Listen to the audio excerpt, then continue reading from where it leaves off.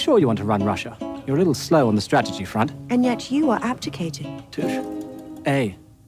I always forget the A. A lot of season 2 is Catherine living out the realities of a coup and what that really means, and seeing Peter in a new way, because Peter is not this tyrant leader anymore. He's messed up massively. Gentlemen, your job is to keep Peter in his quarters. He is your prisoner. Do you understand that? He's kind of thriving in this new role that he's got. All the stuff that he didn't like of being an emperor that was kind of forced upon him, the ruling side of it, he's now free from. While you improve Russia, I shall improve myself. Violin lessons? Sounds awful. And learning Kung Fu. So you have unattainable ambitions. Catherine's thinking taking power was the hard bit, but actually exercising power is going to turn out to be the hard bit. She's probably not the best boss you've ever had.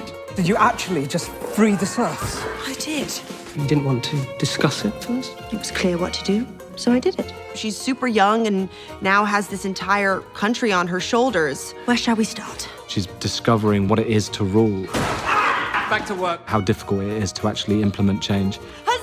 Catherine is such a romantic, and she has this idealism, and she was kind of this fresh mind that came in. If we are to change this country, we must change the way people here think. You could just tell them what to do and shoot them if they don't. A lot of her ideas are long-term ideas. Like, they don't just happen overnight. And I think that's when she maybe starts to see some of his wisdom in terms of who he is, what he's trying to put upon the court. Tomorrow morning, assemble in the halls protesting her rule. Scream for her to abdicate and me to retake. Huzzah! This is my court and my rules. Sounds perfectly logical.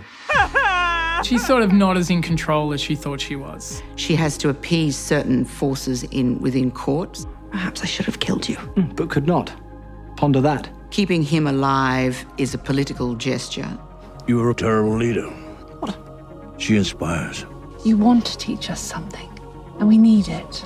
But maybe we can teach you something. They all so believe in her, but at times she can be extremely frustrating because she doesn't listen to anyone else. So put that in your arrogant crown. I felt like this season Catherine, in a way, was turning into Peter as a tyrant leader, kind of. You think I will not last, but that is because you have never seen a ruler like me before. Because I am the future.